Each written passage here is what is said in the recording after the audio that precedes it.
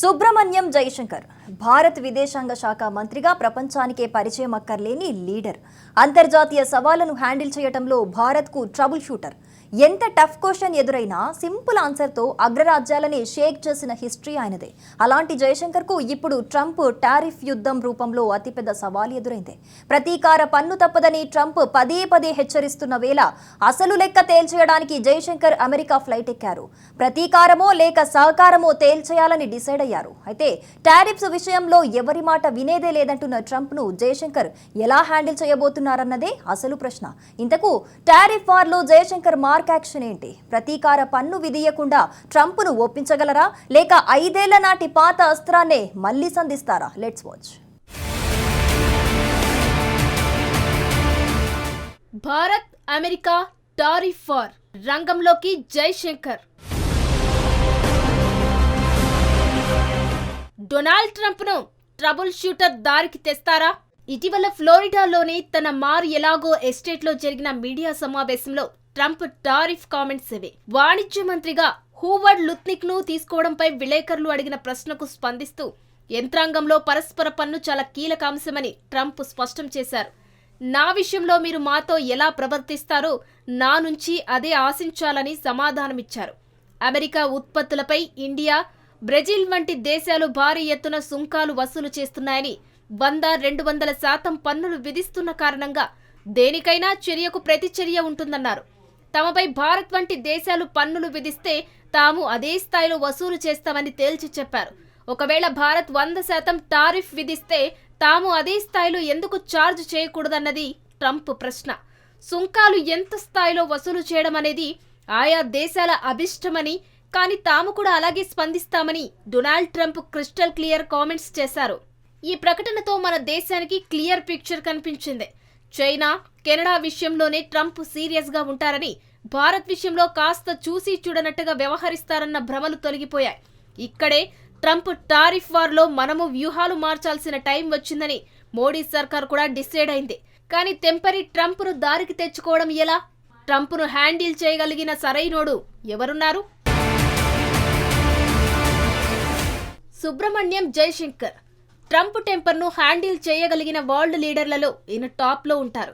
అంతర్జాతీయ రాజకీయంలో యుద్ధాల వంటి కఠిన సవాళ్లను సైతం ఈజీగా హ్యాండిల్ చేసిన హిస్టరీ జైశంకర్ది.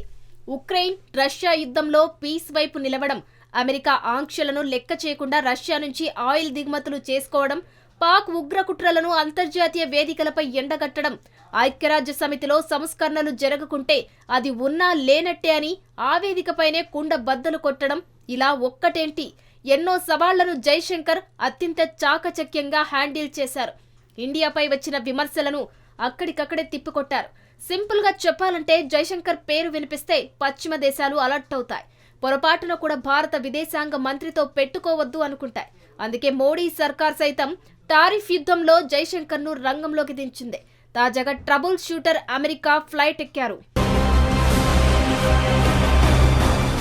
6 రోజుల పర్యటన కోసం జైశంకర్ అమెరికా వెళ్లారు. అక్కడ జరిగే భారత కౌన్సిల్స్ జనరల్ కాన్ఫరెన్స్ కు అధ్యక్షత వహిస్తారు. ద్వైపాక్షిక, ప్రాంతీయ, ప్రపంచ సమస్యలపై కీలక చర్చలు జరుపుతారు. అమెరికా అధికారులతో కీలక సమావేశంలో పాల్గొంటారు. ఈ భేటీలో America secretary of state Antony Blinken సహా ఇతర అధికారులతో జైశంకర్ చర్చిస్తారు. ఇదే పర్యటనలో డొనాల్డ్ ట్రంప్ తో పాటు అతని టీంలోని కీలక సభ్యులను కలవబోతున్నట్టు విదేశాంగ నిపుణులు అంచనా వేస్తున్నారు. అధికారికంగా ప్రకటించకపోయినా టారిఫ్ వార్లో ఈ పర్యటన భారత్కు గేమ్ చేంజర్ కాబోతోందన్నది ఎక్స్పర్ట్స్ అంచనా. కానీ వెస్టర్న్ కంట్రీస్ ని హ్యాండిల్ చేసినంత ఈజీగా ట్రంప్ను హ్యాండిల్ చేయడం కుదిరే పని కాదు. టారిఫ్ వార్లో అది ఇప్పటికీ ప్రూవ్ అయింది. అమెరికా అధ్యక్షుడిగా ఛార్జ్ తీసుకోకముందే ట్రంప్ను ప్రసన్నం చేసుకోవాలన్న కెనడా ప్రధాని జస్టిన్ ట్రూడో వ్యూహాలు బెడిసికొట్టాయి. పన్నులు కట్టలేకపోతే తమ దేశంలో 51వ రాష్ట్రంగా కెనడాను కలిపేయాలని రివర్స్లో కౌంటర్ ఇచ్చారు ట్రంప్. మెక్సికోకు కూడా అదే సమాధానమిచ్చారు. ట్రంప్తో ఏది అంత ఈజీ కాదు అనేందుకు ఇంతకంటే ఎగ్జాంపుల్ అవసరం లేదు. నిజానికి టారిఫ్ల విషయంలో ట్రంప్ యాక్షన్ మొదలైంది ఇప్పుడు కాదు. తన ఫస్ట్ టర్మ్లోనే ప్రతీకార పన్నుతో ప్రపంచాన్ని పరేషాన్ చేశారు. నాటి ట్రంప్ టారిఫ్ లిస్టులో భారత్ కూడా ఉంది. ఆ మాటకొస్తే మనకే ఎక్కువ నష్టం కలిగేలా చేశారు. భారత ఆర్థిక వ్యవస్థకు కీలకమైన జనరలైజ్డ్ సిస్టమ్ ఆఫ్ ప్రిఫరెన్స్ హోదాను రద్దు చేసిందే డొనాల్డ్ ట్రంపే.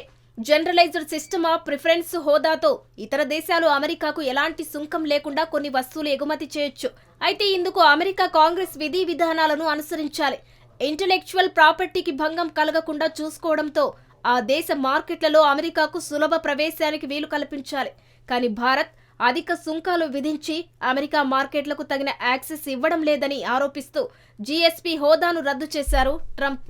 వాస్తవానికి వర్ధమాన పేద దేశాలు ఆర్థికంగా ఎదిగేందుకు వీలుగా అమెరికా 1970లో జీఎస్పీని రూపొందించింది. జీఎస్పీ మొదలైన కాలంలో ఇండియా ఆర్థిక వృద్ధి రేటు 3.5% ఉండేది. జీఎస్పీ రద్దు సమయంలో ప్రపంచంలో 5వ అతిపెద్ద ఆర్థిక వ్యవస్థగా భారత్ ఎదిగే ప్రాసెస్లో ఉంది. దీన్ని మరో కారణంగా చెబుతూ ఆ హోదాను భారత్కు రద్దు చేశారు. జీఎస్పీ హోదాను పునరుద్ధరించేందుకు జో బైడెన్ పాలనలో కీలక చర్చలు జరిగాయి. ఆ చర్చలు కొలిక్కి వచ్చే సమయంలోనే ట్రంప్ ఎంట్రీ ఇవ్వడంతో కథ మళ్లీ మొదటికొచ్చింది. ట్రంప్ ఫస్ట్ టర్మ్లో ఏం జరిగిందన్నది కాస్త పక్కన పెట్టి ప్రస్తుతానికి వస్తే ప్రతీకార పన్ను భారత్ను ఏ మేరకు ప్రభావితం చేస్తుంది అన్నది అసలు ప్రశ్న. వాస్తవానికి 5 ఏళ్ల క్రితం జీఎస్పీ హోదాను రద్దు చేయడం వల్ల ఇండియాకు కలిగే నష్టం ఏదీ లేదని అప్పుడే మోడీ సర్కార్ ప్రకటించింది. మహా అయితే $19 కోట్ల మేర భారత ఆర్థిక వ్యవస్థపై ప్రభావం ఉంటుందని, అంతకు మించి జరిగిందేమీ ఉండదని తేల్చి చెప్పింది. అందుకు తగ్గట్టే భారత్ యాక్షన్ మార్చింది.